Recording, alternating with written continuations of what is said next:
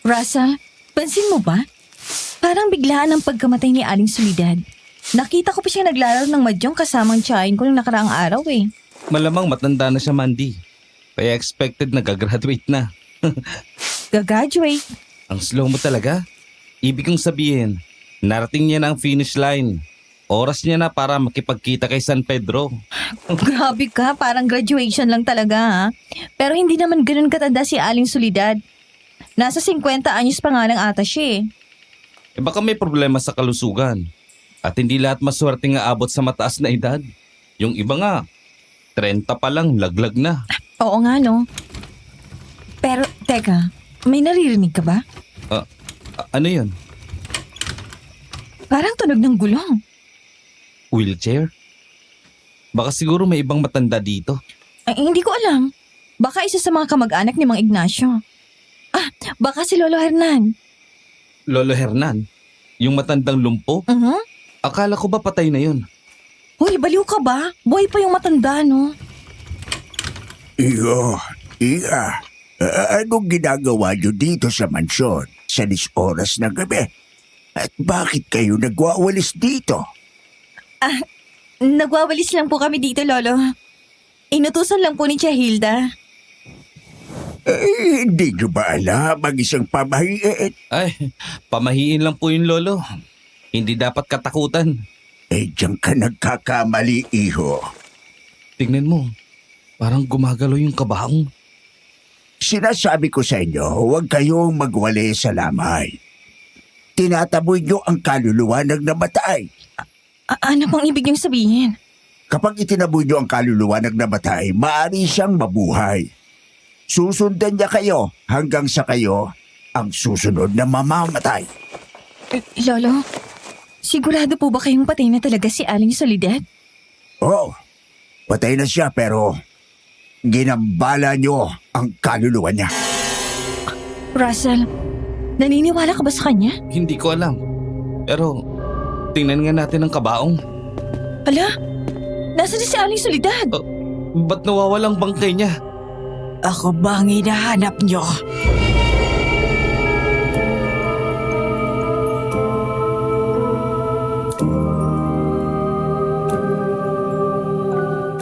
Bago ko po simulan ang aking kwento, isang paalala lang po sa lahat ng nakikinig. Kung sakaling makita nyo sa ibang channel na ginagamit o nire-re-upload ang mga kwento natin gaya ng Gabi ng Lagim, Bulong ng Gabi o Kwentong Dilim Verse, pakireport agad po sa amin. Suportahan natin ang team ng Kwentong Takip Silim na orihinal na nagbibigay buhay sa mga kwentong ipinapadala sa atin. Maraming salamat po. Ngayon, sisimulan ko na ang aking nakakakilabot na kwento na nangyari 2 taon na ang nakalilipas. Ako nga pala si Mandy Perez, isang 23 anyos na dalagita na nakatira sa baryo ng San Rafael. Mula noong namatay ang aking lola sa syudad, napilitan akong lumipat dito sa baryo para manuluyan sa bahay ng aking tia Hilda. Siyempre, nakakahiya sa aking tiyahin na pinatuloy ako ng libre, kaya nagpasya akong tumulong sa kanyang malaking sari-sari store. Nang maging tindera ako sa tindahan, halos araw-araw kong naririnig ang mga usapan ng mga tsismosa sa labas tungkol sa misteryosong pagkamatay ni Aling Soledad, na asawa ng kilalang mayamang negosyante sa baryo, si Mang Ignacio. Isang gabi inutusan akong maglinis kasama ang kapitbahay naming binata na si Russell para magwalis doon sa lamay. At doon nakita naming meron talagang aswang.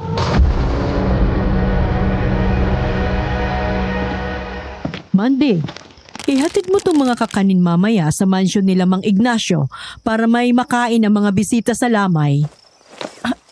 Tia, ayoko na pang bumalik dun sa mansyon. Oh, at bakit naman, Mandy? Inuutusan kitang ihatid tong kakanin na in-order nila ngayon din. Binayaran na yan ni Mang Ignacio. Tia, natatakot akong bumalik doon kasi Kasi ano nga? po may nakita akong aswang. Aswang? Ano bang pinagsasabi mo, Mandy?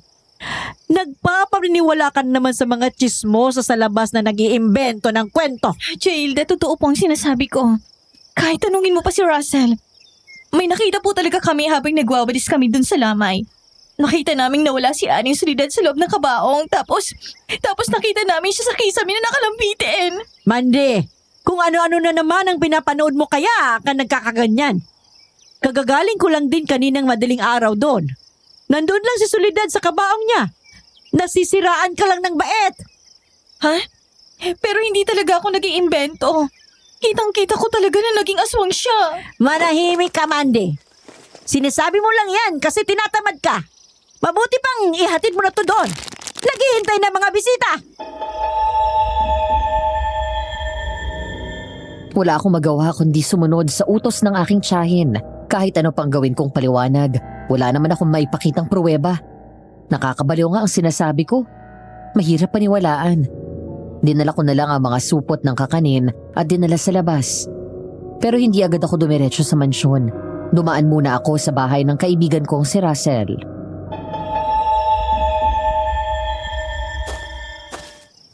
Russell, samahan mo naman ako sa mansyon nila mga Ignacio. May pinapatid kasi si Chahilda ng mga kakanin. Bahala ka dyan, Mandy. Ayoko nang bumalik sa lugar na yun. Ako rin naman eh. Ayoko nang bumalik doon. Pero ayaw talagang maniwala ni Chahilda na may nakita tayong aswang. Ay, hindi kaya pinaglalaroan lang tayo ng isipan natin? Tinatakot kasi tayo ni Lolo Hernan eh. Hindi rin ako sigurado pero malino naman na nakita natin, di ba? Si Aling Soledad yun. Ewan ko rin. Tapos anong gagawin ko ngayon? Mag-isa ko ihahatid to doon? Sige na Russell, samahan mo na ako please. Babayaran kita pagbalik, promise. Sure ka, ha? Sige na nga. Sasamahan na kita. Yeah, promise. Bibigyan kita ng 50 mamaya. 50 lang? Ano ba yan? Mabuti pang wag na lang. Alam mo mukhang pera ka. Anong kala mo sa akin mayaman? 100 lang ang laman ng pitaka ko kaya tanggapin mo na. Hindi na ako pwedeng mangupit sa tindahan ni Chahilda. Sabihin mo, madamot ka lang talaga.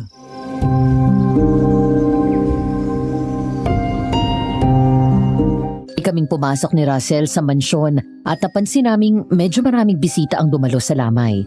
Ang iba sa kanila ay naglalaro ng sugal. Pareho naman kaming napatingin ni Russell sa kabaong na nakapwesto sa sala.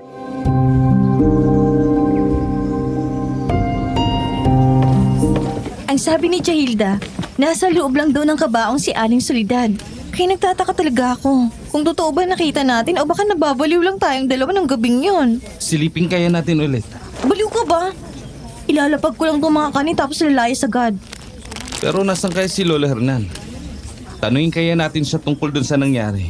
Baka may maipaliwanag siya sa atin. Isa pa yun. Ang weirdo na matandang yun. Ayoko rin sa kanya. Tinatakot niya pa tayo sa pamahiin na yun. Pero naniniwala ka sa sinasabi niyang pamahiin? Hindi naman ako nagpapaniwala dun pero nakakatakot ding isipin na baka nga totoo yun. Ay anong gagawin natin? Kung sakaling totoo yun. Ang sabi nila, magpagpag daw tayo para itaboy ang masamang espiritu. Ganun ba? Pero parang hindi espiritong nakita natin. Parang aswang talaga. Sobrang buhay na buhay ang mga mata. Nakita ko pang mahahaba niyang dila na nakalawit. Nakakakilabot. Nakikita mo bang nakikita ko? Ha?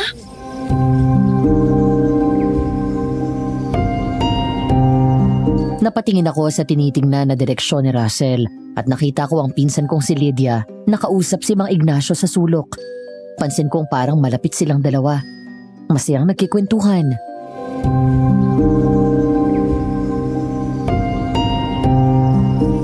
Teka, anong ginagawa ni Lydia dito?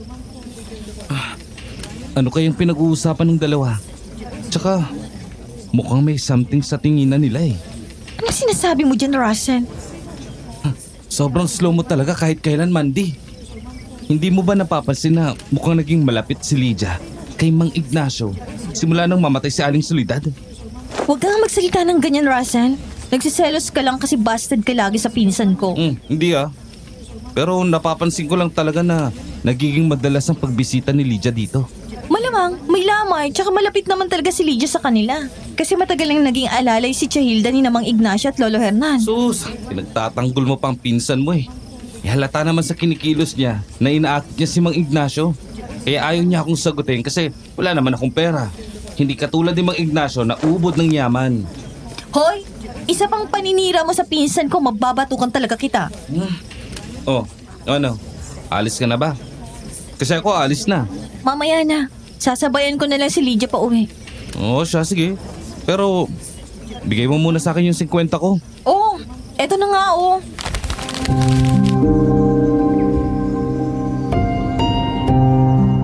Matapos kong iabot ang suhol kay Russell, nauna na siyang umalis. Naiwan ako sa mansyon para sana lapitan si Lydia. Nakita kong nag-uusap pa rin sila ni Mang Ignacio sa sulok. Sinubukan ko namang lumapit sa kanila, pero nagtaka ako nang makita silang dalawa na umakyat sa hagdan. Nakaramdam ako ng kaba at gusto ko silang sundan. Pero biglang may kumalabit sa laylayan ng damit ko kaya ako nagulat.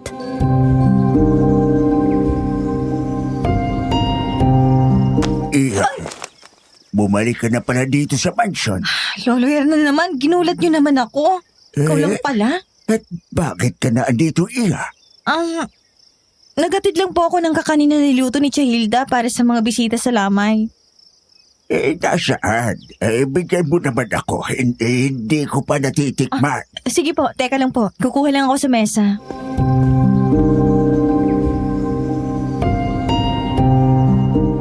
Bumalik ako sa mesa kung saan ko nilapag ang mga kakanin.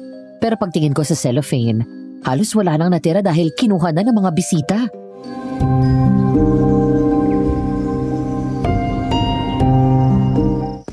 Pasensya na po, Lolo Hernan. Ang bilis maubos ng mga kakanin eh. Pero wag kayong mag-alala. May iba pang niluluto si Chahilda para sa inyo ni Mang Ignacio. Ganun ba? Walang problema, Iha. Pero, pwede mo ba akong tulungan na itulak papunta sa kwarto ko? Sa itaas? Pwede naman po. Pero baka hindi ko kayang buhatin ang wheelchair nyo. Hindi mo na ako kailangan buhatin, Sagdan. Meron namang elevator dito sa mansion. Ay, wow! Ngayon ko lang nalaman yun ah. Sige po, ihatid na kita.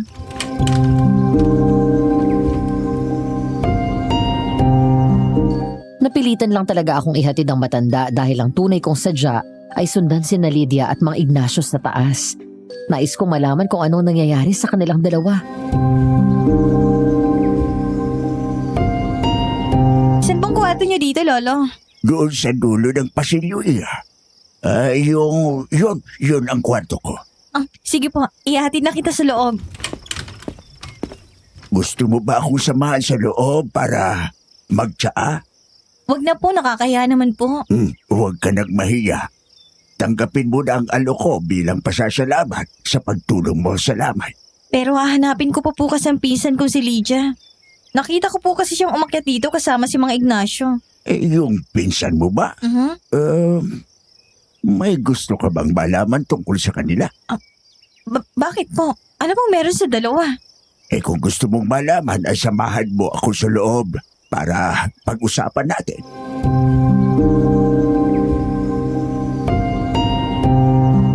Nagdadalawang isip akong sumama kay Lolo Hernan.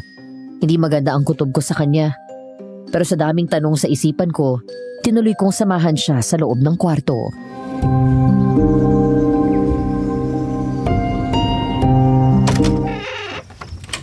Wow! Ang laki po pala ng kwarto niyo, Lolo Hernan. Malaki nga pero mag-isa naman ako dito. Simula nang mamatay ang asawa kong si Rosetta, naging malungkot ang buhay ko. Ito po bang nasa larawan ng asawa niyong si Rosetta? Oh, sobrang ganda niya, hindi ba? Oo nga po. Mukha siyang may halong Kastila. Alam mo ba, nung una kitang makita, naalala ko agad ang asawa ko sa iyo. Bakit naman po? Magkawit kasi kayong dalawa. Oh? Medyo nanindig ang balahibo ko sa paraan ng pagtitig sa akin ni Lolo Hernan, kaya umiwas ako ng tingin at mabilis na iniba ang usapan. Lolo, may mga gusto lang po sana akong malaman kung okay lang po ba na magtanong ako sa iyo. Oo naman, maaari kang magtanong sa akin ng kahit ano. Ito pang una kong tanong. Bakit po ba biglaan ang pagkamatay ni Aling Soledad? Ang sabi po kasi, inatake daw sa puso. Pero ang chismis naman ng iba, namatay daw sa pagtulog. Ang tungkol sa pagkamatay ni Soledad, namatay talaga siya sa kanyang pagtulog. Minsan kasi, kapag natutulog ang tao, hindi mo na malalaman kung magigising ka pa kinabukasan. Pero bakit naman po siya mamamatay sa pagtulog? Hindi kaya binangungot siya? Yun na nga, maaring nakulong siya sa kanyang bangungot kaya hindi na siya nagising pa. Ang pangalawang tanong ko naman po, nung gabing nagwawalis kami sa lamay ng kaibigan kong si Russell, nakita niyo po bang nakita namin kababalaghan? Kapapalaghan? Opo, kasi nung gabing yun, nakita namin gumagalaw ang kabaong tapos pagsilip namin, wala na sa loob ang bangkay ni Aling Soledad. At pagtingala namin, nakita namin siya sa kisame na nakalambiti na parang aswang. Kakaiba ang nakita nyo pero wala naman akong nakitang ganon. Baka pinaglalaroan lang kayo ng inyong isipan sa mga oras na yon. Ganun din po ang tingin ko, baka nadala lang kami sa pananakot niyo tungkol sa pamahiin. Binibiro ka nga lang pero huwag nyo nang ulitin magwalis sa lamay. Hindi nyo alam baka sundan kayo ni Soledad. Huwag naman po sana, Lolo. At ano naman ang pangatlo mong tanong iya? Yung tungkol po sa pinsan kong si Lydia at si Mang Ignacio.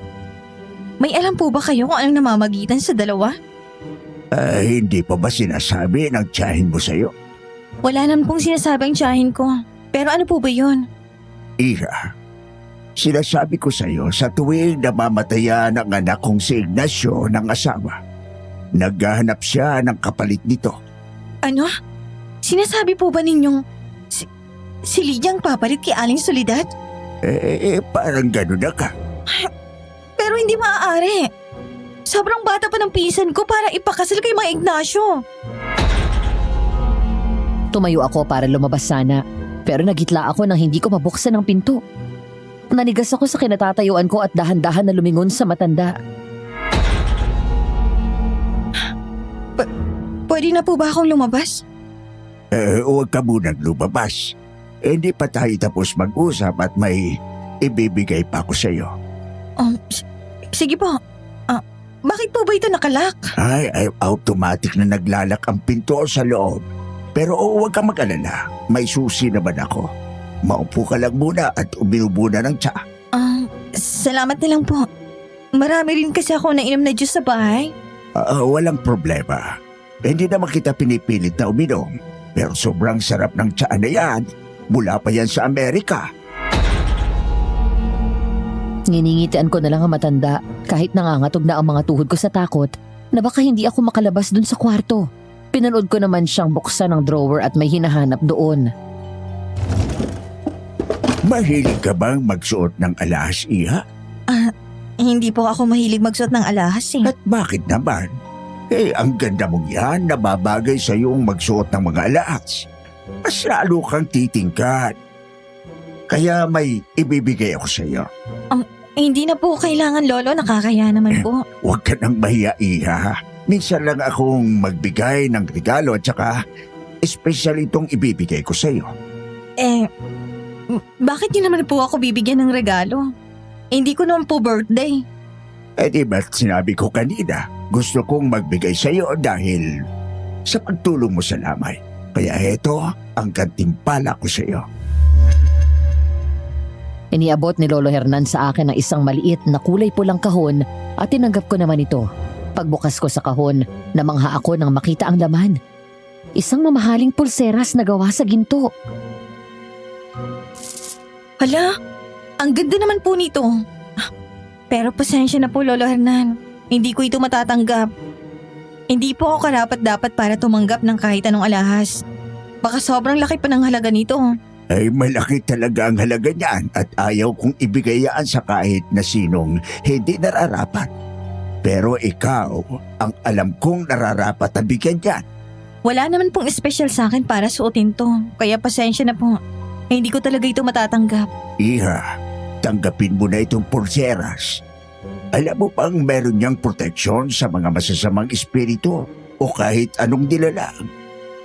Talaga po ba? Sige na nga po, tatanggapin ko na. Kailangan ko na rin po kasing umalis eh. Maraming salamat po rito. Walang anuman, Iha. Ingatan mo yan at huwag mong tanggalin sa kamay mo. Matapos naming mag-usap, dali-dali akong lumabas ng kwarto. Nakahinga naman ako ng maluwag dahil nakalayo na ako sa matandang yun. Itinago ko naman ang maliit na kahon sa dala kong sling bag at bago ko pahanapin si Lydia, nakita ko siyang lumabas sa isang kwarto sa kabilang pasilyo. Lydia! Oh, Mandy, ano ginagawa mo rito? Ikaw ang dapat tinatanong ko, ano bang ginagawa mo? Pumapayag kang makipagrelasyon kay Mang Ignacio? Mandy, wag ka nga pakialamera. So, totoo nga ang sinabi ni Lolo Hernan sa akin? Manahimik ka nga, Mandy. Wala kang pakialam kung anong gagawin ko. Nababaliw ka na ba? Magpapakasal ka sa matandang yon? Parang tatay mo na yung tao tapos makikipagrelasyon ka? Eh ano naman ngayon? Problema ba yun sa'yo? Eh sa akin hindi. As long as mayaman siyang tao at naibibigay niya ang lahat ng gusto ko. Hindi to tama, Lydia. Kamamatay lang ni Aling Soledad tapos papalitan mo agad ang pwesto niya? Respeto naman sa patay, oh! Mandy, hindi mo naiintindihan. Huwag kang magsalita na parang alam mo ang lahat. Magsabi ka nga sa akin. Si Chahilda bang nagtulak sa'yong gawin to? Binubugaw ka ba niya kay Mang Ignacio para sa pera? Sinasabi ko na nga ba eh. Nagpapamanipula ka kay Chahilda na sobrang gahaman sa pera. Kakausapin ko yung nanay mo. Huwag na, Mandy. May punto naman si nanay. Kailangan kong maging praktikal. Hindi ako yayaman kung mananatili ako sa tindahan. Kita mo naman na hirap kami sa buhay. Laging kapos at halos inuutangan palagi ang tindahan. Kahit na, hindi yun sapat na rason para ibenta mong sarili mo. Ang bata mo pa, Lydia. 23 anyos ka pa lang. Marami ka pang magagawang ibang bagay. Hindi lang ang magpakasal sa matandang mayaman. Sinusubukan ko lahat ng bagay para magkapera. Pero kahit online selling, hindi ako makabenta. Sinubukan ko pang maging vlogger, pero mukha naman akong tanga. Kaya eto na ang last option ko. Huwag ka nang umepal. Hindi ako may epal sa buhay mo, Lydia. Bilang pinsan mo, may karapatan din ako magsalita. Hindi tama tong ginagawa niyo ni Chahilda. Marami pang paraan para umaon sa buhay. At ikaw pa ang nagsabi niyan. Ikaw nga ang nakatira sa Maynila noon, pero ano, may nangyari ba sa buhay mo? Di ba wala?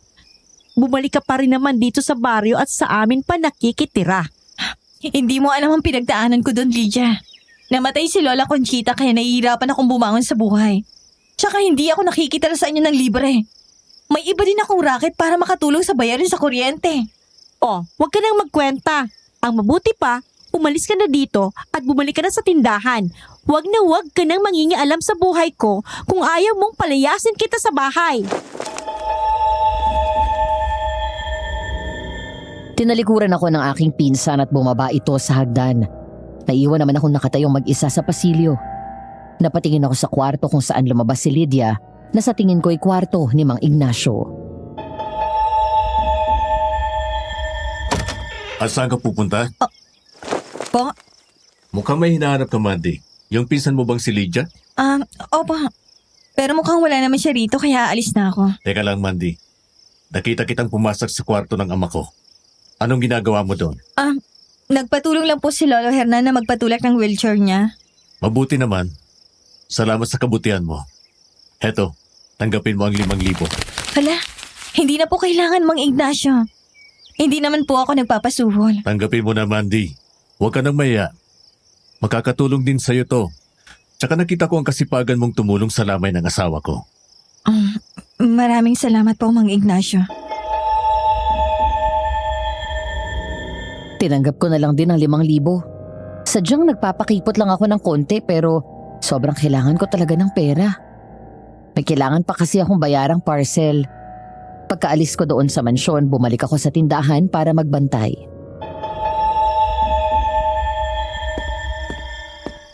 Mandy, pakibantayan nga muna tong tindahan. Aalis muna ako para mamalengke. Teka lang po, Chahilda. Gusto ko po sana kayo makausap ngayon. At ano na naman yon, Mandy? Hihingi ka na naman ba ng pera? Hindi po tungkol sa pera. Tungkol po sana kay Lydia. Sabihin mo na agad, nagmamadali pa ako. Bakit niyo po pinagtutulakan si Lydia kay Mang Ignacio? Natigilan si Chahilda sa sinabi ko at binigyan ako ng masamang tingin. Ramdam ko ang bigat ng kanyang mga mata na parang tumatagos hanggang sa kaluluwa ko. Anong gusto mong sabihin? Na binubugaw ko ang anak ko, Mandy? Hindi ko po sinasabi yun, tiya. Pero nakikita ko po ang takot sa mga mata ni Lydia. Hindi niya po ginusto yung sitwasyon, napipilitan lang siya. Napipilitan? Alam mo bang ginagawa ko lang to para sa ikabubuti niya? Kung ayaw mong tumulong, huwag mong panghimasukan ang desisyon ko. Pero sa tingin ko po, hindi po yun para sa ikabubuti ni Lydia, kundi para sa ikabubuti niyo. Parang ibinenta niyo na rin po siya. Hindi ba't mas mabuting maghirap ng marangal kaysa yumaman kapalit ng dangal? Mandy, nagagawa mo lang sabihin yan kasi hindi ikaw ang nangangailangan. Hindi ikaw ang may anak na kailangang pakainin. Alam ko pang mahirap ang buhay. Pero hindi po solusyon ang ipilit si Lydia na ipakasal sa matandang mayaman. Tumahimik ka nga. Wala kang alam sa tunay na buhay. Puro ka lang satsat, puro prinsipyo. Pero wala ka namang napapatunayan. Hindi ko kailangan maging mayaman para maintindihan kung ano ang tama.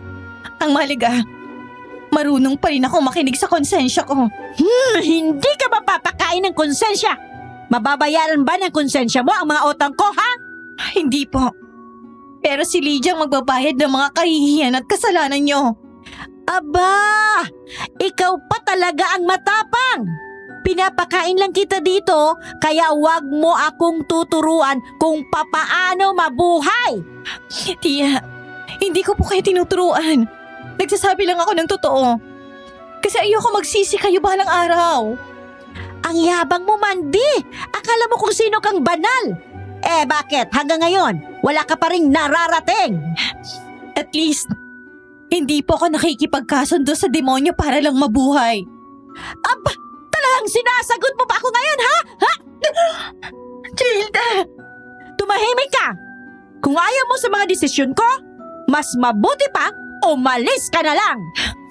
Sinasabi ko lang naman po ang totoo, Tia. Ginagawa ko lang to kasi ayoko mapahamak si Lydia. Hindi ko kayang manahimik habang nakikita kong itintulak niya siyang magpakasal sa matandang yon. Hindi mo kailangang intindihin yan. Desisyon ko to. At bilang nanay, ako ang masusunod. Pero isipin niyo naman pong kinabukasan niya. Hindi niya kailangan magdusa para lang makabayad ng utang o para lang umangat tayo sa mata ng iba. Ang desisyon ko ang masusunod. Ikakasal si Lydia kay Ignacio at yan na ang huling beses mong babanggitin sa akin to.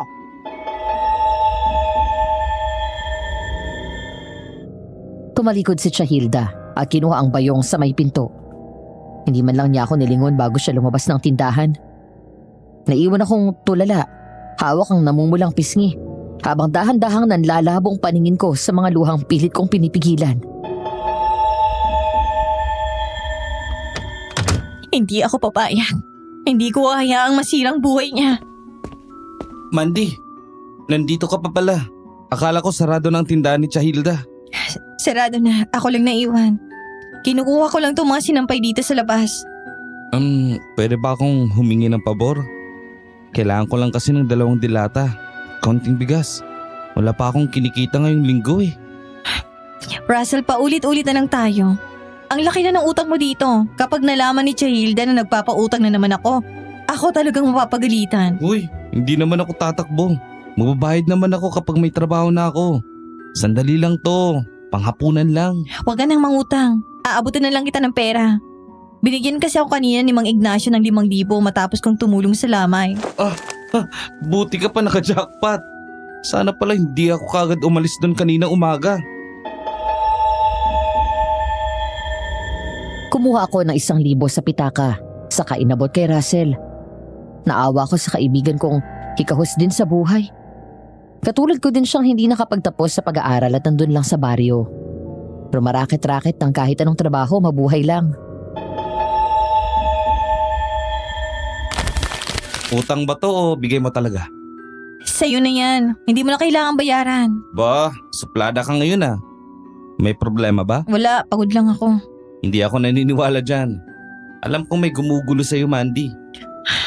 Russell, wala ako sa mood para makipagbiruan. Umuwi ka na, okay? Grabe naman to. Hindi pa nga ako nakakabili ng pagkain.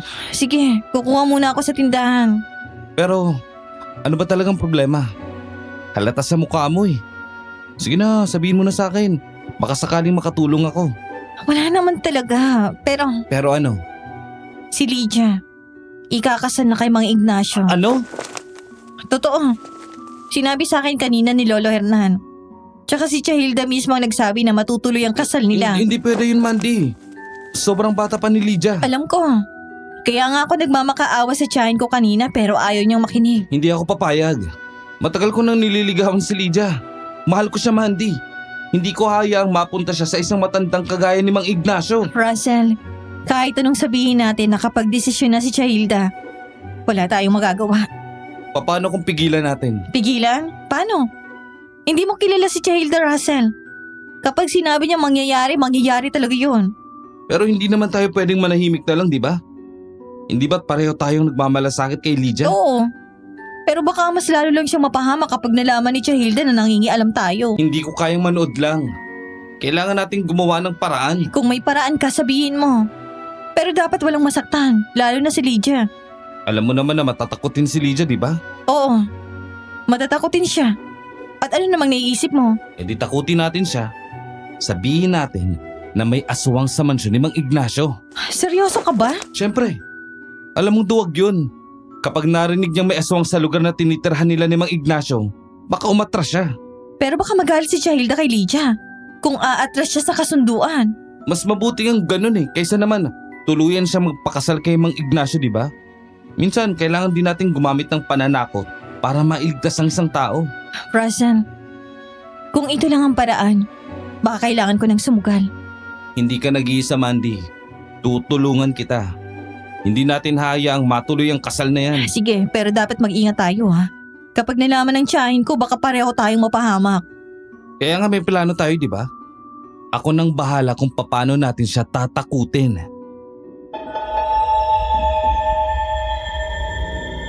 Matapos ang lamay ni Aling Soledad, naihatid na ito agad sa kanyang libingan. At wala pang isang buwan, mabilis na inanunsyo ni Mang Ignacio ang tungkol sa pagpapakasal nila ni Lydia. Naging pulutan tuloy ng chismis ang pinsan ko sa baryo dahil doon. Pero parang walang pakialam ang tiyahin ko sa mga chismis.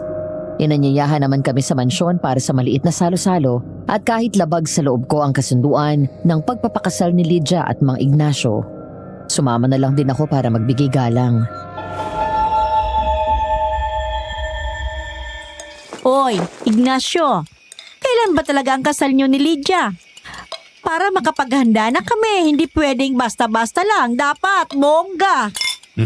Sa tingin ko, pwede na sa susunod na buwan, Hilda. Simple lang naman ang gusto kong kasalan, yung tayong pamilya lang ang magkakasama. Ay nako, bakit simple lang? Ikaw po ba, Ignacio? Lahat ng tao rito sa bayan, alam kung gaano kakayaman. Dapat en grande. Alam mo bang pangarap ko talagang makita ang anak kong ikasal na bongga? Nay, nakakaya naman po kay Ignacio. Ayos lang naman sa akin kahit simpleng kasalan lang. Basta ang mahalaga, nagmamahalan kaming dalawa. Ano ka ba, anak? Isang beses ka lang ikasal sa buong buhay mo, kaya itodo mo na ang pagkakataon. At wala nang lalaking kasing galing ni Ignacio na gustong magpakasal sa'yo. Salamat, Hilda. Gusto ko lang naman na maging pribado ang buhay namin ni Lydia. Malayo sa mga mata ng mapanglait. Nako, wag mong alalahanin ng mga chismosa sa labas. Naiinggit lang yan sila kasi ang anak ko ang napili mo. Si Lydia lang naman kasi ang maganda rito. Kaya wag kang mahiya. Gawin na nating magarbo ang kasalan. Yung makikita ng lahat kung gaano tayo kasaya. Sige. Walang problema doon. Basta kung anong ikakasaya ni Lydia, gagawin ko. Oh, anak, narinig mo? Aba, swerte ka talaga. Si Ignacio, kayang ibigay ang lahat ng gusto mo. Kaya dapat maging mabait kang asawa. Siyempre, handa po akong ibigay lahat sa kanya. Kahit kaluluwa ko pa. Nakaupo ako sa kabilang dulo ng mesa. Tahimik lang habang kumakain. Pero kulang na lang ay mabilaukan ako sa mga sinasabi nila. Ang hirap pa rin tanggapin ang mga nangyayari. Kakalibing pa lang ni Aling Soledad. Pero ayun na agad sila. Nagpaplano ng kasal. Matagal na po kaming hindi nagpapansinan ni Lydia noon simula nung araw na sinubukan ko siyang kumprontahin. Pinansin niya lang ako nung makita niyang suot ko yung mamahaling bracelet. Hindi ko pa maiwasang matawa. Dahil para sa akin, wala na talaga silang ibang iniisip ng nanay niya kundi pera. ang ganda ng suot mong bracelet, Mandy. Saan mo nakuha yan? Ito ba? Bigay ito ni Lola Hernan nung nakaraan. Sabi niya pangontra sa engkanto daw. Ay, wow ha! Tumatanggap ka rin pala ng luho. Baka mamaya, interesado ka rin magpakasal sa matanda. Kadiri ka, Lydia. Binigay lang yan sa akin pero wala akong masamang intensyon. Paechos ka pa dyan eh. Gusto mo ring matamasa ang marangyang buhay. Oo naman, pero hindi sa ganitong paraan. Matapos ang hapunan, nagsayawan ng mga bisita sa malaking bulwagan. Hinanap ko ang kaibigan kong si Russell at nakita ko siya mula sa di kalayuan na namimigay ng soft drinks. Kaya agad ko siyang nilapitan para kumuha rin ng inumin.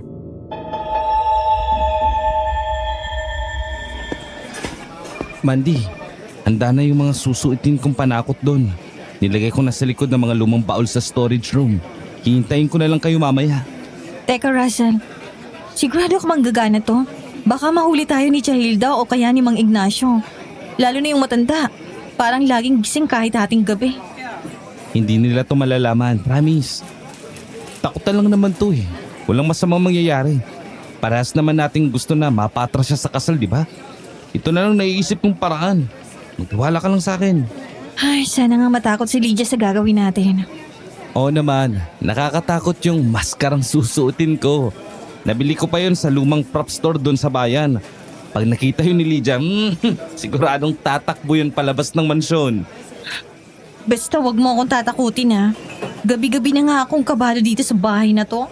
Relax ka lang, ako nang bahala. Basta mag-text ka sa akin pag tinawag mo na siya. Pwesto na kagad ako doon sa likod. Sige, mamaya na lang. Tatawagin ko si Lydia. Text mo ako pag handa ka na. Nang makatanggap ako ng text kay Russell na handa na siya doon, agad kong nilapitan si Lydia at mabuti namang hindi ako nahirapang kunin ang atensyon niya. Hinila ko siya papunta sa sulok at doon ko siya kinausap.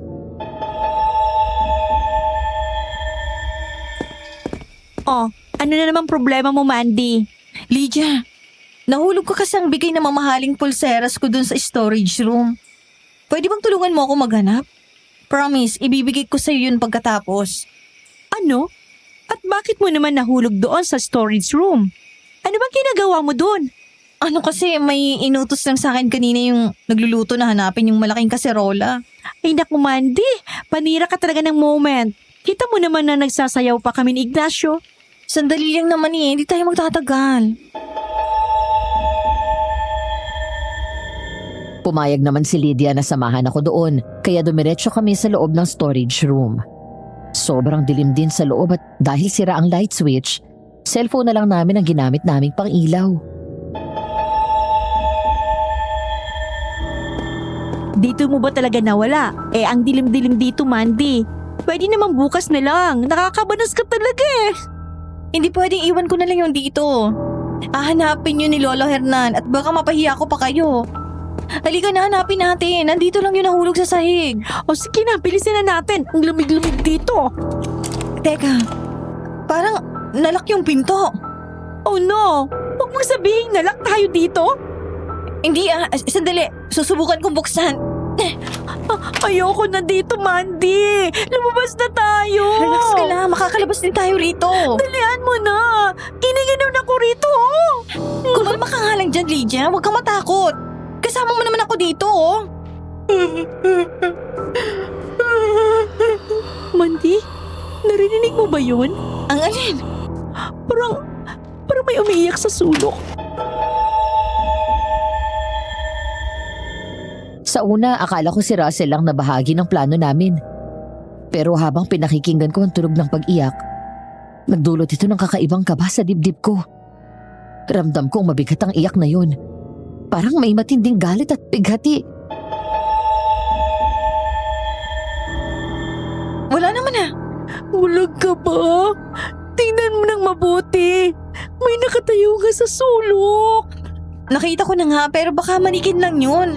Mandy, hindi ata yan manikin. Tingnan mo kasi nang mabuti. Wala, bakit parang gumagalaw siya? Nasa plano namin ni Russell na takutin si Lydia gamit ang isang halimaw na maskara, kaya alam kong siya lang yun. Pero nanigas ako ng unti-unting humarap ang nakabestidang babae. Imbis na magpapanggap lang akong natatakot, naging totoo yung takot ko nang makita ulit ang nakakatakot na mukha ni Aling Soledad na minsan ko nang nakita sa sala nung gabing lamay niya. Bakit mo inagaw sa akin ang asawa ko? Mandy, umalis na tayo! Tara na! Hindi na kayo makakalabas dito! Mandy, papalapit na siya! Tulong! Tulungan niyo kami!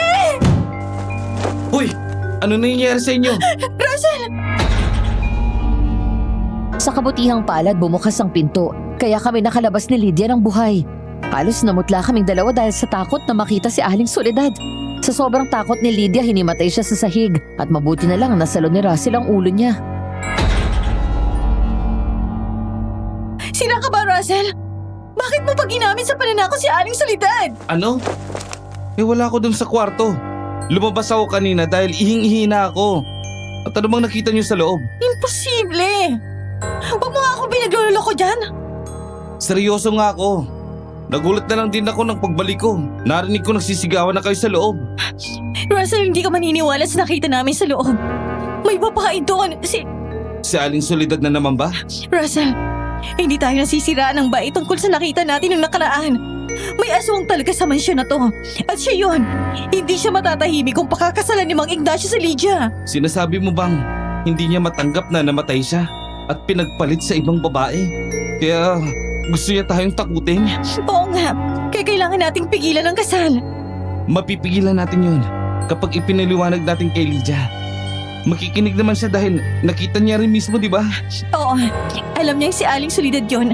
Kaya matatakot na siyang magpakasal kay Mang Ignacio. Ano nangyari kay Lydia? Pareho kaming natigilan ni Russell nang sumulpot si Mang Ignacio. Nakatingin dito sa sahig kung saan nakahandusay ang walang malay na si Lydia. Mang Ignacio, magpapaliwanag po kami. Ano bang pinagagawa ninyo? Bakit hinimatay ang anak ko? Childa, nilak po kami sa loob ng storage room. Hindi ko alam kung paano nangyari yun. Basta may umatake sa amin doon. Umatake? Ano naman ang ibig mong sabihin, Iya? Hindi kayo maniniwala sa sasabihin ko pero may aswang sa pamamahay na to. At yun ay si Aling Soledad. Ikalawang beses ko na nga siyang nakita. Una sa mismong lamay niya, kasama ko na si Russell. Ngayon naman, kaming dalawa ni Lydia mismong nakakita. At dahil sa sobrang takot ay nimatay siya. Totoo po ang sinasabi ni Mandy. Kahit ako, saksi mismo na naging aswang si Aling Soledad. Kalokohan! Ano tong pinagsasabi ninyo? Hindi po kami nagsisinungaling. May aswang po doon. Si Aling Soledad po yun, nakita namin siya. Gusto niyang gumanti. Mandy, wala ka bang respeto sa taong yumao na? Kakalibing lang natin kay Soledad tapos mag-iimbento ka ng ganyang kwento. Childe, hindi ako nag-iimbento. Totoo yung sinasabi ko sa'yo. Narinig din mismo ni Lydia ang boses niya, umiiyak siya. Sinasabi niyang inagaw daw sa kanyang asawa niya. Baka naman binabagugot ng Iya. O baka may nakapasok ng ibang tao sa loob na gustong manakot. Hindi po, Lolo Hernan. Alam namin kung sino siya. At walang iba kundi si Aling Soledad. Bakit ayaw niyang maniwala sa akin? Tama na! Mandy, tama na! Childa, pakinggan mo naman ako. Delikadong buhay ni Lydia. Nandito pa si Aling Soledad sa mansyon na to. Gusto niyang gumante. Maniwala kayo. Totoo po talagang sinasabi namin ni Mandy. Hindi kami nababaliw. Russell, hindi ba't ikaw ang dating manliligaw ni Lydia? Opo. Opo, Mang Ignacio. Sabihin mo nga sa akin, ginagawa mo ba ito para isabotay ang kasal namin ni Lydia? Hindi naman po sa ganun, Mang Ignacio. Hindi ganon? Aba, parang ganon na rin yon. Halata naman na ikaw ang dahilan kung bakit nagkakagulo ang lahat. Hindi mo matanggap na mapupunta na sa akin si Lydia. Kaya kung ano-anong kasinungalingan ang ibinubulong mo sa pinsan niyang si Mandy. Hindi po totoo yan. Wala akong dahilan para siraan kayo. Nandito lang ako para tulungan si Mandy na iligtas si Lydia. Tulungan o gamitin. Nakikita ko sa mga mata mo, bata, inggit at selos ang gumagabay sa'yo. Dati kang lumalapit dito para magatid ang mga pagkain. Pero ngayon, gusto mong guloyin ang buhay naming lahat. Hindi ako ganong klaseng tao. Hindi ko ginugulo ang buhay niyo. Gusto ko lang iligtas si Lydia sa kapahamakan. Mang Ignacio, tama na. Wala siyang masamang intensyon. Ako may ideya na takutin si Lydia, hindi si Russell. Ayan, inamin mo rin. Wala kayong ibang ginawa, kundi maghasik ng kaguluhan. Ang kapal mukha ninyong gamitin pa ang patay para lang makalusot. Mang Ignacio, kahit anong sabihin niyo, malinaw namin nakita kung sino yon. Hindi namin yun gawa-gawa lang. Eh di paliwanag mo nga sa akin, Mandy. Paano nangyari na may aswang sa bahay ko, ha? Kung talagang may nakita kayo, bakit wala ni isang patunay? Hindi namin magawang patunayan dahil hindi rin naman kayo nakikinig sa mga paliwanag namin. Tumigil na kayo sa kabaliwan ninyo. At ikaw, Russell, akala mo siguro makukuha mo ulit ang loob niya sa pamamagitan ng kabaliwang yan? Pwes, nagkakamali ka. Hindi ko na po siya nililigawan. Ang gusto ko lang, Mang Ignacio, ay makasiguro na ligtas siya. Hindi tamang ikasal siya sa inyo. Kalokohan! Sino ka para magsabi kung anong tama sa mali? Hindi mo lang matanggap na may lalaking mas may kaya at mas may karapatan kaysa sa'yo. Nakita ko sa reaksyon ng mukha ni Russell na nasaktan siya sa sinabi ni Mang Ignacio. Nakita ko rin kumuyom ang mga kamao nilang dalawa. Mang Ignacio, pakinggan niyo naman kami kahit sandali. Hindi ito tungkol sa kasal, tungkol ito sa kaligtasan ni Lydia. Kaligtasan? Sa tingin mo bang may mananakit sa kanya rito? Tingin mo hindi ko siya pinoprotektahan? Sa mansyon na ako ang nagmamayari? Wala kayong respeto! Ignacio, tama na. Huwag mo na lang pansinin ng mga batang yan. Bata pa sila. Hindi nila alam ang sinasabi nila. Hindi, Hilda. Kailangan nilang matuto ng leksyon. Dapat maramdaman nilang hindi basta-basta pwede ang mga ganitong pagbabastos sa bahay ko. Kung leksyon ang gusto niyo, sige. Pero tandaan niyo po, Mang Ignacio, kapag may nangyaring masama kay Lydia, hindi niyo kami pwedeng sisihin dahil binalaan na namin kayo. Ignacio, kumalma ka na. Mag-usap tayong lahat ng mahinaw. Wala ang magyayari kung paiirali ng init ng ulo. At ang masasabi ko lang, si Soledad ay payapa na sa kabilang buhay. Gusto niyang maiwan tayong masaya dito sa ibabaw ng mundo. Kung mapayapa siya, bakit siya nagpapakita? Bakit niya kailangang manakot? Rinig na rinig namin ang mga sinabi niyang inagawan siya ng pwesto bilang asawa ni Mang Ignacio. Nagkakamali ka. Si Soledad mismo ang unang may gusto na magkaroon ako ng panibagong simula. Hindi siya galit, Mandy. Maintindihan niya ito. Kung ganon, sa dami ng babae sa baryo, bakit ang pinsan ko pa? Hindi niyo ba naiisip kung gaano pa kabata si Lydia? Marami pa siyang magagawa sa buhay kaysa magpakasal. Mandy, bantayan mo yung dila mo. Nasa harap ka ng mga nakatatanda. Hindi ako bastos, Hilda. Pero hindi ko kayang manahimik na lang. Kung magpapatuloy ang kasal na to, may mangyayari talagang masama sa anak niyo. Hindi mo alam ang sinasabi mo, Mandy. Ang kasal na ito ay desisyon naming mga matatanda. Wala kang karapatang manghimasok. Karapatan kong sabihin ang totoo. Biglaan ang lahat ng to. At sigurado akong hindi siya matutuwa kung itutuloy niyo tong kasal. Tama na, Mandy. Tama na ang kabaliwan mo. Hilda, Baka dapat makinig muna kayo kay Mandy, Hilda. Hindi siya nababaliw. Nag-aalala lang siya sa kapakanan ng pinsan niya. Maawa rin po sana kayo sa anak niyo. Tumahimik ka na, Russell. Simula nang pumasok ka rito bilang taga-deliver sa mansion, puro gulo ang dala mo. huwag mo siyang sisihin, Hilda. Kasama ko siya. Pero ako may ideya na takutin si Lydia. Hindi niya kasalanan. Sadyang nagkataon lang na nagparamdam ulit si Aling Soledad. At inaamin mo rin. Abat lumalala ka na talaga, Mandy. Pagkatapos mong takutin ng anak ko, may gana ka pang magsinungaling sa harap namin. Opo. Ako talagang may plano nito dahil gusto kong mailayo si Lydia sa sitwasyong ito. Pero totoong may aswang. Tama na ito, Mandy. Ayoko nang makarinig ng kahit anong kababalaghan. Simula ngayong gabi, hindi na kayo makababalik sa mansyon na ito. Mang Ignacio, hindi niyo ba naiintindihan? Kapag iniwan niyo si Lydia rito, baka siya naman ang kunin ni Aling Soledad. Lumayas ka na bago ako magalit ang tuluyan. Huwag mo nang idami ang dating asawa ko sa mga kabaliwan mo. Hilda, bakit ayaw mo akong paniwalaan? Darating ang oras na malalaman mo rin ang totoo. Mandy, halika na. Wala nang say-say to. Wala na akong nagawa kundi umalis na lang. Masakit sa loob ko na hindi ako pinakinggan. Pero higit na mas masakit ang makita ang tiyahin kong walang tiwala sa akin. Nakita ko pa sa mga mata ni Mang Ignacio ang pagkasuklam. Parang ako yung dahilan kung bakit nagkakagulo ang lahat. Pero gusto ko lang naman iligtas si Lydia. Hindi ko akalain na ganito ang mangyayari. Akala ko, simpleng takutan lang. Hindi pala. Rasan, hindi ko alam kung anong dapat kong paniwalaan. Pero malinaw na may aswang talaga sa mansyon. Hindi pa naman tapos to. Hihintayin kong magising si Lydia. Nakita niya rin kung anong nakita ko. Siya lang ang maniniwala sa atin ngayon. Paano kung hindi niya maalala? Kahit ano pa, hindi ko siya iiwan. Kung ayaw nilang maniwala, ako mismo nga hanap ay aling solidad. Mandy, huwag kang gagawa ng delikadong bagay. Ayaw ko rin na mapahama ka. Oo, gusto nating iligtas si Lydia. Pero kung ayaw niya talagang iligtas ang sarili niya, kasalanan niya na yon.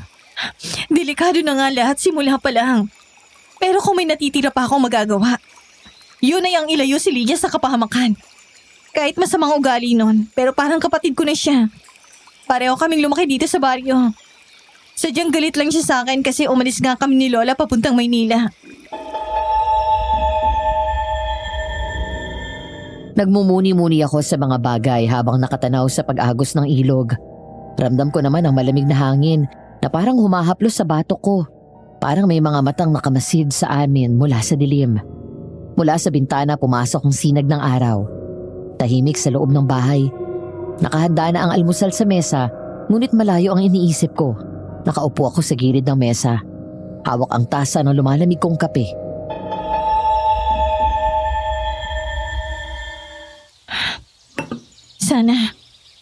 Sana maalala mo man lang ang nangyari, Lydia. Lydia, buti gising ka na. Kumusta ang pakiramdam mo? Mabuti naman. Medyo sumasakit lang ulo ko. Naalala mo ba yung nangyari kagabi sa mansyon? Kagabi? Ano nangyari? Nalak tayo sa storage room. May nilalang tayong nakita doon. Tapos biglang umatake sa atin. Wala akong naaalala, Mandy. Pagod lang siguro ako kakasayaw kasama si Ignacio. Wala ka talagang maalala? Hindi mo ba naaalala ang aswang? Teka, parang may naaalala na ako. May nakita tayong babae. Tama! May nakita tayong babae. Tama! Yun nga. Tapos nakita mo mukha niya? Hindi, pero sinabi ni nanay, sinasabi ko na nga ba? Pakanan ninyo lang to ni Russell na takutin ako para umatras ako sa kasal namin ni Ignacio. Aba, maaga pa nagtatalo na kayo dyan. Childa, bakit niyo naman po agad na binabaliktad ang kwento? Nakita namin yun ni Lydia. Diyos ko, hindi ka pa rin tumitigil, Mandy. Wala kang ibang alam kundi puro kababalaghan. Tumigil ka nga sa mga walang saysay mong kwento. Pero Childa, kung nakita mo lang sana. Tama na. Malapit na ang kasal. Ayoko nang may marinig na kalokohan, lalo na sa harap ni Ignacio. Kung ayaw mo, tuluyang kitang palayasin dito. Sige po, ituloy niyo lang ang kasal. Pero sana wag kang magsisi sa desisyon mo kapag may nangyaring masama kay Lydia. Sa oras na yon, alam kong wala nang makikinig sa akin. Ang mga salita ko parang hangin lang na dumaan sa kanilang pandinig. Pinili kong manahimik kahit sa loob ko ay nagsusumigaw ako sa galit at takot. Mandy, ayos ka lang ba dyan? Malamang hindi. Kita naman sa nakabusangot ko mukha, di ba? Pero wala na tayong magagawa. Tadhana na sigurong ikasal si Lydia kay Mang Ignacio. Ikaw ba? Ayos ka lang ba? Ayos lang bang puso mo? O baka naiiyak ka na dyan sa inggit? Sus, matagal na ako nakapag-move on kay Lydia. Pero mahalaga pa rin siya sa akin eh. Medyo kumirat lang yung puso ko kung bakit si Mang Ignacio pa. Pero siguro, hindi na rin masama na kaya siyang paligayahin ni Mang Ignacio gamit ang pera. Kung ginayuma mo lang sana si Lydia noon pa, hindi sana mangyayari to. Mukhang pera ang pinsan mo. Hindi siya matatabla ng gayuma. Nga pala, ilang linggo na rin walang paramdam si Aling Soledad. Siguro na tahimik na siya. Baka nga namayapan ang kaluluwa niya. Matapos ikasal sina Lydia at Mang Ignacio, lumipat na ang mag-ina sa mansyon at naiwan naman ako sa tindahan. Pero namamasukan ako bilang tagapagsilbi ni Lydia at para na rin mabantayan ko siya. Hapon noon, ako lang mag-isa sa hardin. Kinukuha ko ang mga sinampay bago bumuhos ang ulan. Tahimik ang paligid. Tanging hangin lang ang maririnig at ang pagaspas ng mga kumot sa sampayan.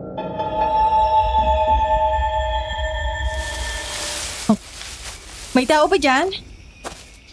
Lolo Hernan? Mandy, Lolo? Paano ko kayo nakatayo? Di ba nasa wheelchair lang kayo? hindi mo dapat makita ito. Lolo, masakit po. Bitawan niyo ako. Sumama ka sa akin. Huwag ka na magtanong. Nasasaktan po ako. Bitawan niyo ako, Lolo.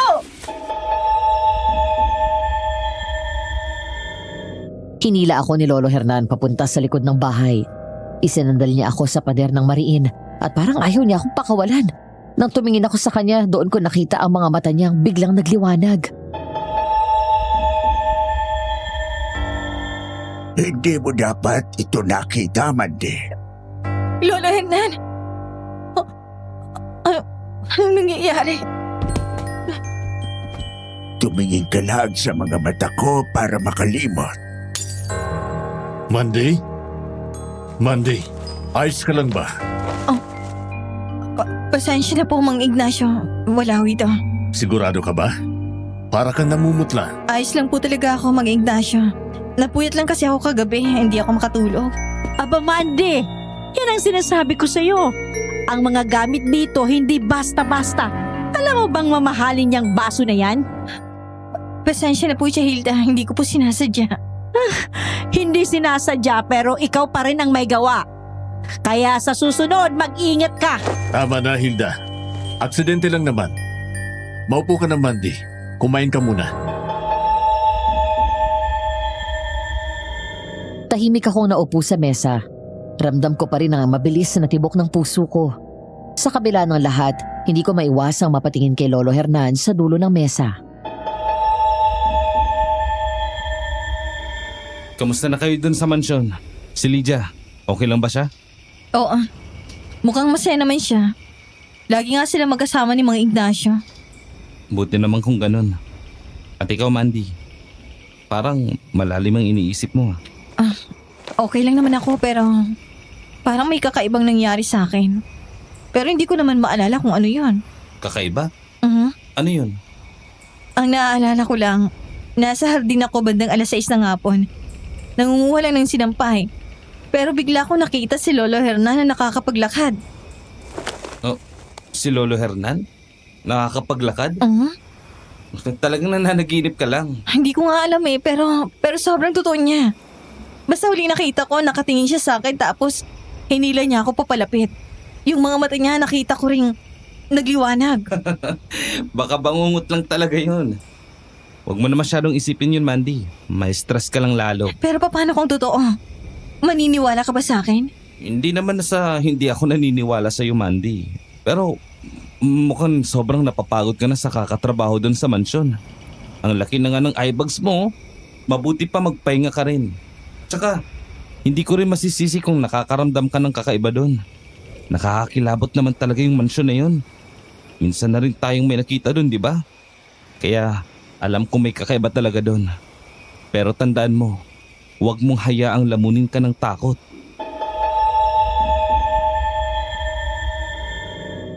Matapos ang pagkikita namin ni Russell, bumalik ako sa mansyon para sana kausapin si Lydia. Pero nakita ako ni Lolo Hernan at nautusan ako nitong dalhin siya sa terasa para magpahangin. Dahan-dahan lang, Lolo Hernan. Baka madulas tayo dito sa terasa.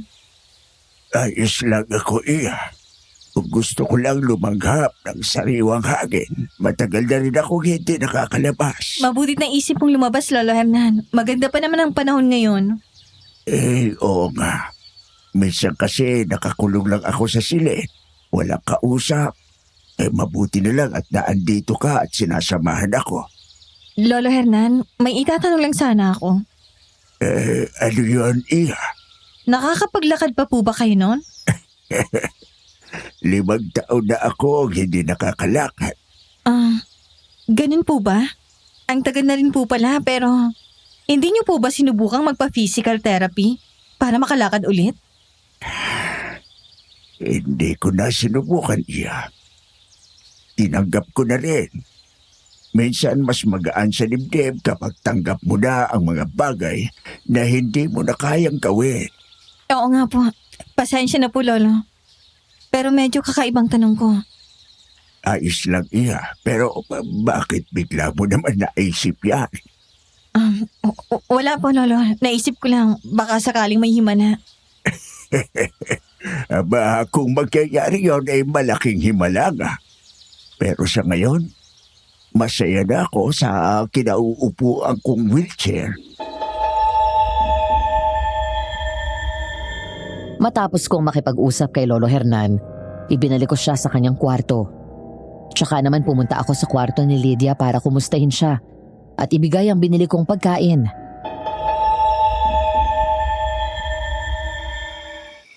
Lydia, may binili ako masarap na pagkain. Nag-abala ka pa pero busog na ako eh. Salamat na lang. Okay, sige. Pero, okay ka lang ba? Ba't parang namumutla ka? Pagod lang siguro ako, Mandy. Hindi.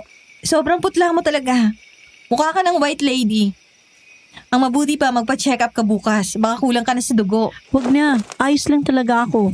Wag ka nang makulit. Lydia, hindi ka okay tingnan. Halos wala ng dugo sa labi mo. Hindi ka na nga lumalabas para magpa-araw. Ano bang nangyayari sa'yo? Umalis ka na, Mandy. Matutulog pa ako. Paglabas ko ng kwarto, parang may kung anong mabigat na bumagsak sa dibdib ko. Hindi ko maintindihan kung bakit pakiramdam ko'y may kakaibang nangyayari kay Lydia. Iba na siya. Ibang-iba. Hindi na siya yung lakotsyerang pinsan na kilala ko. Para bang may nililihim o may gumagabay sa kanya sa dilim. Tahimik akong naglakad papunta sa kusina. Gusto kong uminom ng tubig para mawala ang kaba ko. Pero nadatnan ko naman ang tiyahin ko doon. Jahilda, gising ka pa po pala. Oo, may iniinom muna ako. Ano po yung iniinom nyo? Ba't sobrang pula niyan? Bigay ito ni Ignacio. Pampabata lang na tsaa. May special ingredients to. Nakakatulong para mapanatiling sariwa at makinis ang kutis. Tiya, araw-araw ko na kayo nakikitang umiinom niyan. Baka nasosobrahan na kayo. Wala na nga po kayong ganang kumain. Hindi mo naiintindihan, Mandy. Sa edad kong ito, kailangan ko nang alagaan ang sarili ko. Ayokong tumanda na sobrang kulubot ang mukha. Pero baka po makasama yan sa kalusugan nyo. Hindi lahat ng pampabata ay mabuti. Huwag mo na akong pangaralan, Mandy. Alam ko ang ginagawa ko. Sige po, pasensya na po. Habang pinagmamasdan ko si Chahilda, napansin kong lalo itong pumapayat. Ang dati nitong maaliwalas na mukha ay tila nagiging maputla. Napailing na lang ako at bumalik sa kwarto ko. Subalit hindi ko mapigilang mag-alala sa kanila. 12:00 na ng gabi, ngunit hindi pa rin ako dinadalaw ng antok. Nang biglang may narinig ako noon na ingay. Napilitan akong bumangon at sinundan kung saan nanggagaling ang ingay. Napadpad naman ako sa basement ng mansyon at doon may pintong nakabukas ng kaunti kaya sumilip ako. Doon nakita ko sina Mang Ignacio kasama si Chahilda at Lydia. May altar sa gilid ng silid. May kakaibang rebulto na parang nililok sa bato. May mangkok din na nakapatong sa harap na isa-isa nilang sinasalina ng dugo.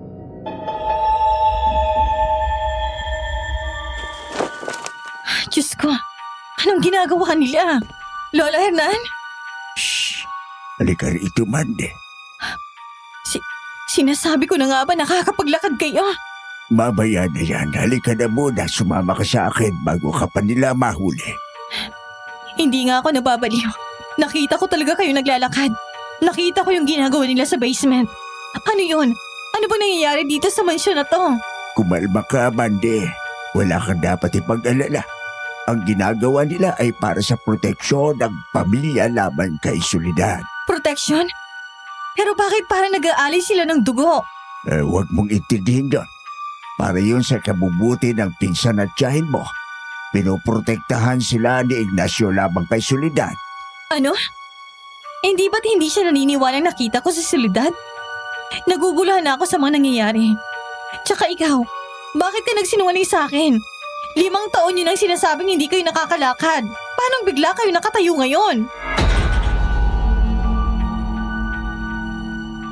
Tiningnan ako ni Lolo Hernan noon. Malamlam mga mata niya. Tapos unti-unting gumuhit ang isang nakakakilabot ng ngiti sa labi niya. Nananaginip ka lang, Mandy. Gumising ka na. Hindi. Hindi ito isang panaginip. Mande! Gumising ka na dyan! 9:00 na ng umaga! Mamamalengke ka pa! Ano ba yan? Gusto ko pang matulog. Mande! Buhay ka pa ba dyan? Saglit lang po, Chang. Babango na. Mabilis akong bumangon noon at nagitla akong makita na halos 12:00 na ng tanghali. Bago naman ako makalabas ng pinto, biglang sumagi sa isipan ko ang isang eksena kung saan nakita ko si Mang Ignacio kasama si Lydia at Chahilda na nagriritual. Ay, bakit lagi na lang akong binabangungot? Mande, ba't ang tagal mong kumilos ha? Hindi ka naman prinsesa dito para matulog buong araw. Kumilos ka na sa kusina, dali! Pasensya na, Childa. Masama kasing pakiramdam ko. Huwag ka nang magdrama, Mande. Gawin mo na ang trabaho mo dito sa mansyon. Sige na nga po. Dali na. Mamamalengke ka pa. Saka, heto ang pera. Kahit masama ang pakiramdam ko, napilitan akong bumangon. Wala naman akong magagawa kundi sumunod. Ilang oras akong naglinis, nagluto at nagayos ng mesa. Pero habang kumikilos, paulit-ulit sa isip ko yung bangungot ko kagabi.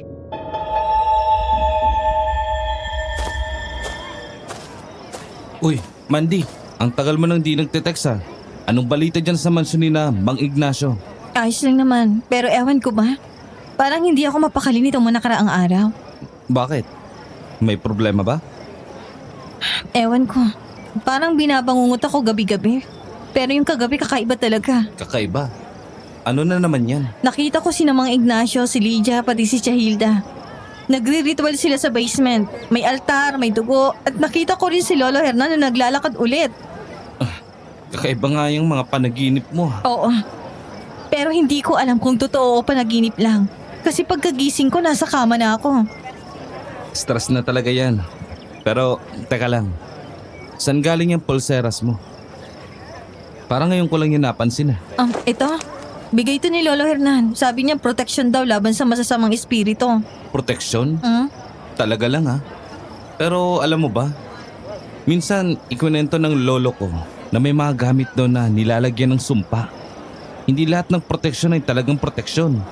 Minsan, yung pa mismo ang dahilan kung bakit naguguluhan ng isip ng tao. Ibig mong sabihin, may posibilidad na ito yung dahilan kung bakit ako parang nakakalimot at nalilito? Baka lang. Pero kung ako sa'yo, subukan mong tanggalin. Wala namang masama, di ba? Napatingin ako sa suot kong bracelet at dahan-dahan ko itong hinubad sa kamay ko. At doon bigla kong naramdaman ang matinding pagkahilo. Tsaka nanumbalik ang lahat ng mga dalimutan kong alaala. Mandy, ayos ka lang ba? Nahihilo ako. Mabuti pa, dalhin mo na kita sa bahay namin. Magpahinga ka na muna doon. Hindi. Iuwi mo na ako sa mansyon. Pero walang pakialam sa yung tiyahan mo, di ba? Kaya sa bahay na muna kita dadalhin. Huwag na matigas ang ulo. Mabilis kaming nakarating sa bahay nila Russell na yari sa isang kahoy. Pagpasok namin doon, nadatna namin si Lolo Paco na nagtatahi ng sapatos. Lolo, masama po ang pakiramdam ni Mandy. Kailangan niya ng tulong natin. Russell, huwag ka na mag-abala. Kaya ko na yung sarili ko. Ayan ka na naman eh. Halos matumba ka na kanina. Kung hindi kita nasamaan sa palengke, sa semento ka na nakahandusay. Pwede bang hayaan mo rin akong tulungan ka ngayon? Sobrang nahihilo ako sa mga oras na yun. Pero mabuting nandoon si Russell na sumalo sa akin. Mabuting kaunting lagnat lang yon at mabilis akong nahimasmasan sa binigay na mainit na sabaw ni Lolo Paco. At habang nananatili ako doon ng ilang oras, napag-usapan namin ang tungkol sa naranasan kong kakaiba sa mansyon nila Mang Ignacio. Sa tingin ko, muling gumagalaw ang sumpa ng pamilyang yan. Sumpa? Ano pong ibig niyong sabihin, Lolo Paco? Matagal ko nang gustong kalimutan yon. Pero siguro, oras na para malaman niyo rin ang karanasan ko noong nagtatrabaho ako sa mga Rodriguez. Kilalang mababait ang mga Rodriguez. Sila nga nagbigay ng mga sakahan sa mga tao dito sa baryo noon. Pero habang naninilbihan ako sa mansyon, may napapansin akong kakaiba sa mga ikinikilos nila. Pansin kong halos hindi na sila natutulog. Bihira ng kumain. Pero lalo silang nagiging malakas at mas bumabata ang itsura. Yun din pong napapansin ko sa kanila. Sa tuwing kakain kami sa mesa, konti lang ang nagagalaw sa plato nila. Mandy, sinasabi ko sa iyo, hindi sila karaniwang tao. Ang angkan nila ay lahi ng mga aswang. Mga nilalang na kumukuha ng lakas at dugo ng kababaihan para manatiling bata at malakas. Kaya ba nanghihina ang pisan ko habang lumalakas naman si Mang Ignacio? Dahil inaalay niyang dugo niya? Ay, Diyos ko naman. Akala ko talaga normal silang mga tao. Ganon na nga nangyayari sa pinsan mo. At dati rin, inakala kong matitino sila. Ngunit sa tagal kong naglingkod sa kanila, nakita ko ang mga senyales, ang mga ritual tuwing kabilugan ng buwan, at ang pagkamatay ng mga naging asawa ni na Hernan at Ignacio. Kahit pang tiyahin ko, lagi siyang umiinom ng sinasabi niyang tsaa daw para pampabata. Pero baka yun din ang dugo ng pinsan ko. Tingin ko'y nahulog sa hipnotismo ang tiyahin mo. Kaya niya pinagtulakan ng pinsan mong pakasalan si Ignacio. Maaaring binigyan din siya ng alas na may sumpa. Habang ang pinsan mo naman ang naging alay. Dahil ang mga dalagang babae ang madalas ginagawang tagapagdala ng lakas sa mga nakakatanda. At kapag nakuha na nila ang lahat ng enerhiya, tumatanda ang kasangkapan nila, pwede na nilang ipapatay. Lolo, ibig niyo bang sabihin? Si Aling Soledad ay dati ring naging kasangkapan nila. Pero dahil tumatanda na siya kaya siya pinatay? Oo, Iha. Si Soledad ay naging biktima rin. Dati siyang maganda at masigla. Pero sa paglipas ng mga taon, unti-unti nang hina, nawala ng gana at kumulubot ang balak. At yun ay dahil inubos na nila Ignacio at Hernan ang dugo niya. Hindi ko matatanggap na gawin nila to sa pinsan ko. Kailangang pigilan ang kasamaan nila. Mandy, kumalma ka lang muna. Pero paano ako kakalma, Russell? Nagtutugma ng lahat. Kung totoong sinasabi ni Lolo Paco, ibig sabihin nasa panganib si Lydia. Kailangan ko siyang iligtas, pati si Chahilda. Hindi mo sila basta-basta mailalabas sa mansyon, Mandy. Dahil isa sa ritual nila ay itali sa kanila ang sino mang babaeng nagpakasal kay Ignacio. Habang nasa ilalim ng sumpa, nagiging bulag sila sa katotohanan. Para bang nananaginip habang gising. Pero mabuting ikaw, nagagawa mo pang magising. Mabuting ang hindi siya naging katulad nilang wala nang kaalaman sa mga nangyayari doon sa mansyon. Hindi ko rin alam kung bakit. Pero malakas ang pananalig ko sa Diyos at nananalangin akong gabayan ako lagi. Pero Lolo Paco, ano bang dapat kong gawin ngayon? Paano ko sila maililigtas?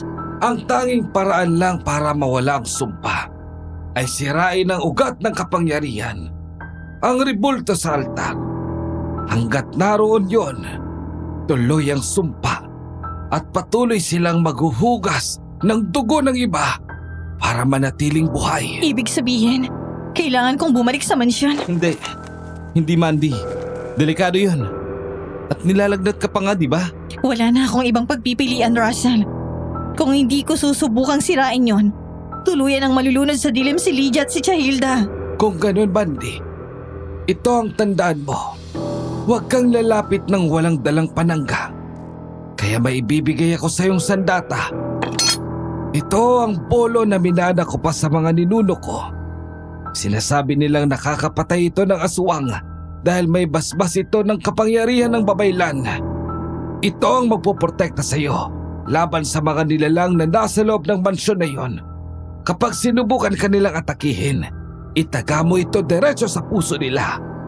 Yon ang magiging sanhi ng kamatayan nila. Sasamahan ko siya, Lolo Paco. Hindi ko siya hayaang mag-isang harapin sila. Lolo Paco, malaki na po itong naitulong nyo. Mas naging malinaw ng lahat sa akin. Hindi ko man alam kung anong kahihinat na nito, pero hindi ko hahayaang mamatay si Lydia gaya ni Aling Soledad. Mandy, kailangan natin magplano ng maayos. Hindi tayo pwedeng basta na lang nasumugod. Delikadong kalaban natin, lalo na si Mang Ignacio at si Lolo Hernan. Pero baka wala na tayong oras. Baka kung ano nang mangyari kay Lydia. Hindi ko na kayang manatili na lang dito, Russell. Mandy, pakinggan mo ko. Kung papasok ka ulit doon ng walang plano, baka ikaw naman ang mapahamak. Ayoko may mangyari ding masama sa iyo. Sa tulong ni Russell, bumalik ako sa mansyon kasama siya para sagipin si Lydia. Dahil wala sa mansyon si Mang Ignacio, naging madali na kunin namin si Lydia sa kwarto. Nangihina naman ang pinsan ko dahil sa kawalan ng dugo, kaya binuhat siya ni Russell habang nagmamasid ako sa paligid dahil baka mahuli kami ni Lolo Hernan.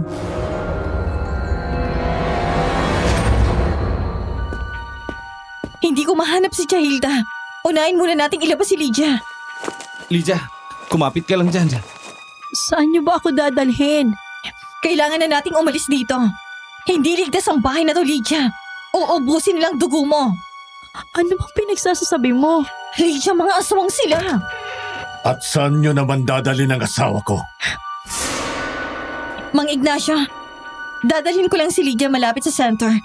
Masama po kasi ang lagay niya. Hindi na kailangan. Kakainom lang yan ng gamot. Pero hindi pa rin siya gumagaling. Kailangan na siyang ipatingin sa doktor. Doktor! Sino ka para manghimasok sa buhay naming mag-asawa? Katulong ka lang dito! Baka nakakalimutan yung pinsan ko siya. At may karapatan akong protektahan siya. Wala akong pakialam. Bilang asawa, ako ang may kontrol sa buhay niya. Kaya ibalik mo siya sa kwarto bago pa ako magalit na gusto! Hindi ako papayag sa gusto mo. Sinasaktan mo lang si Lydia. Matigas ang ulo mong babae ka! Lumapit si Mang Ignacio sa gawi ko, pero mabilis na humarang si Russell sa harapan para protektahan ako. Subukan mong saktan si Mandy. Ako ang makakalaban mo. Huwag ka magkisali dito! At bitawan mo ang asawa ko! Hindi kami bulag, Mang Ignacio. Alam na namin ang kasamaan mo. Bakas sa mukha ni Mang Ignacio ang galit at sa isang iglap, sinugod niya si Russell at itinulak sa dingding. Kaya niya nabitawan si Lydia. Bitawan niyo siya, Mang Ignacio! Ikaw, Russell! Binala na kitang huwag manghimasok sa buhay ng asawa ko, pero pinipilit mo pa rin siyang agawin! Wala akong inaagaw sa'yo. Pero ikaw ang nangaagaw ng buhay ng mga inosente. Ginagamit mo lang si Lydia para sa lakas mo. Russell! Nanghina ako nang makita si Russell na inihagis niya ng malakas. Kaya tumama ang ulo niya sa sahig. Nakita kong nakahandusay sa lupa si Russell at wala nang malay. Ano, Mandy? Lalaban ka ba? O gusto mong matikman ang bagsik ko? Hayop ka talaga, Mang Ignacio! Ang sama mong tao! Nang dahil sa inyo ni Lolo Hernan, naging magulong buhay ng China at pinsan ko! Huwag mo akong sisihin. Ginusto ng sakim mong tiyahin at pinsan ang kayamanan ko. Kaya ang kapalit naman nito ay buhay nila. Hindi sila sakit tulad ng iniisip mo! Sadyang nilason nyo lang ang utak nila! Aba, Mandy, mukhang marami ka nang nalalaman. Oo! Dahil kahit ang lumpong ama mo, ay nilinlang din ako gamit ang pulseras na may sumpa! Nanigas ako sa kinatatayuan ko nang maramdaman ang presensya ng tao sa likod ko. At sa paglingon ko, nakita ko si Lolo Hernan na nakatayo mismo sa harapan ko. At bago pa ako makatakbo, naramdaman ko ang matulis na bagay na tumusok sa tagiliran ko. Huli ka na, iya! Nagising na lang ako sa isang madilim na lugar at ramdam ko ang mahapdi kong sugat sa tagiliran. Nahirapan akong tumayo dahil may kadenang nakatali sa isang paa ko.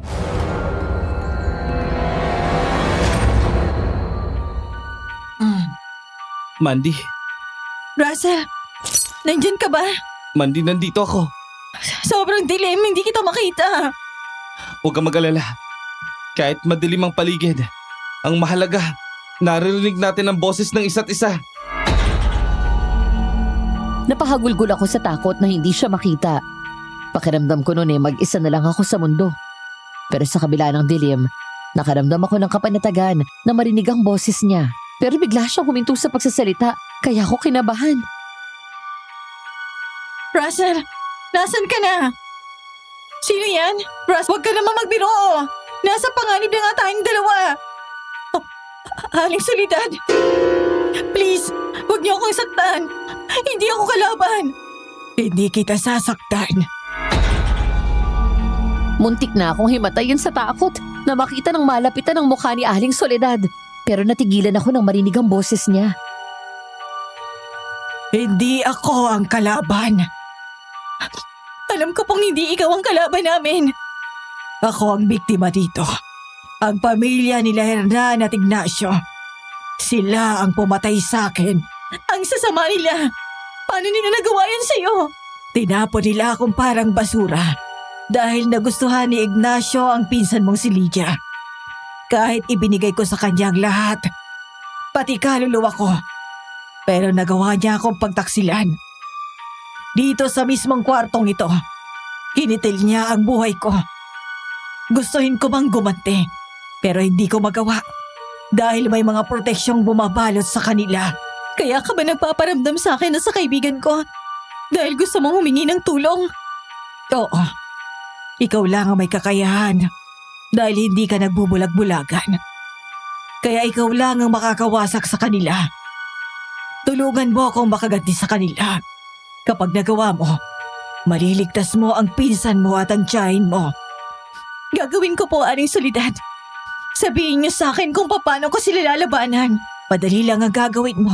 Unahin mo ang ribultong sinasamba nila sa ibaba. Sirain mo yon at sunugin kasama nitong mansyon. At pagkatapos, iligtas mo ang pamilya mo. Sa tulong ni Aling Soledad, nakalabas kami ni Russell sa kulungan.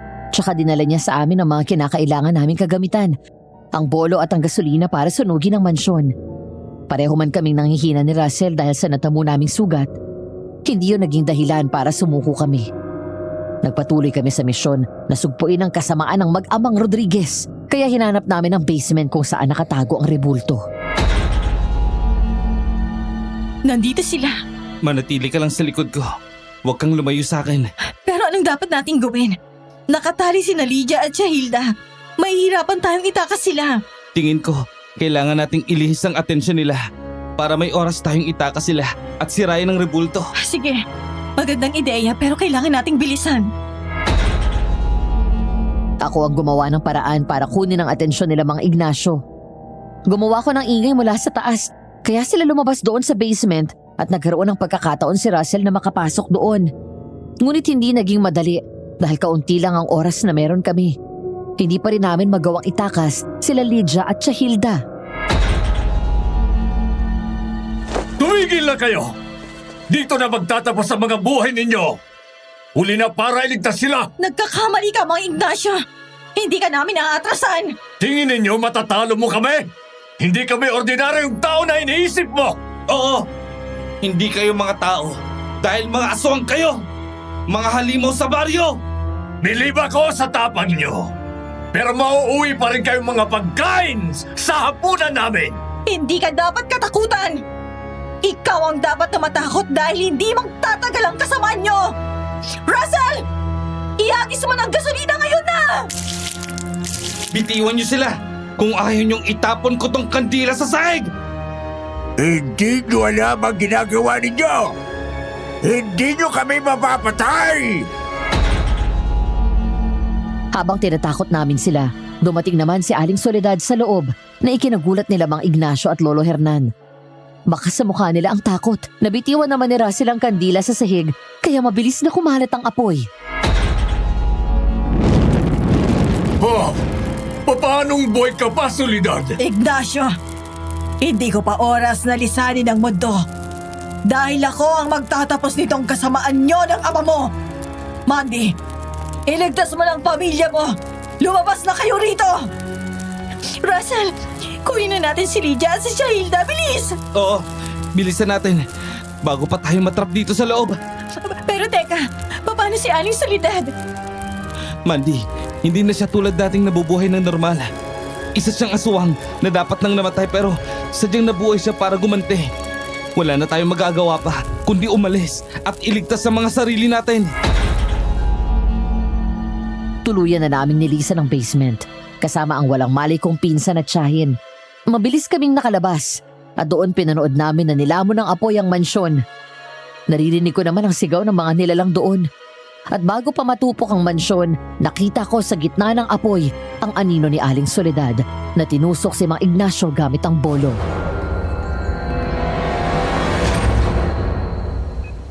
Lydia, okay na bang pakiramdam mo? Oo, Mandy. Salamat sa'yo ha. Kahit naging masama ako sa'yo, pero hindi mo pa ako iniwan. Patawarin mo sana ako. Wala yun.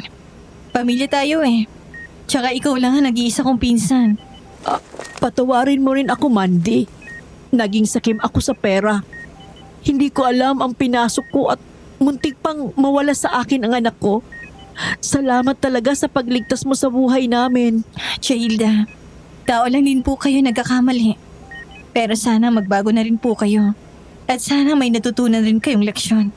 Basta ang mahalaga ngayon, buhay kayong dalawa. Sa kabutihang palad, nailigtas pa ang buhay ng pinsan kong si Lydia na halos maubusan na ng dugo. Habang ang tiyahin ko naman ay nagpapagaling na dahil napilay ang kaliwa niyang binti dahil sinaktan siya nila Mang Ignacio. Matapos ko silang kamustahin sa ospital, bumalik naman ako sa baryo para bantayan ang tindahan, pero nakita ko si Russell sa labas. Pwede ba ako mangutang? Ikaw talaga, wala ka na bang ibang pakay kundi mangutang? Meron. Pero hindi ako utang ngayon. Gusto ko lang kasing ibigay itong bulaklak sa'yo. Ay, sus, ang baduy mo talaga. Pero salamat dito ha. Para yan sa'yo. At saka, gusto ko lang din sabihin sa'yo na kahit lagi kang abala sa pagligtas ng ibang tao, huwag mong kakalimutan na may gusto ring magligtas sa'yo.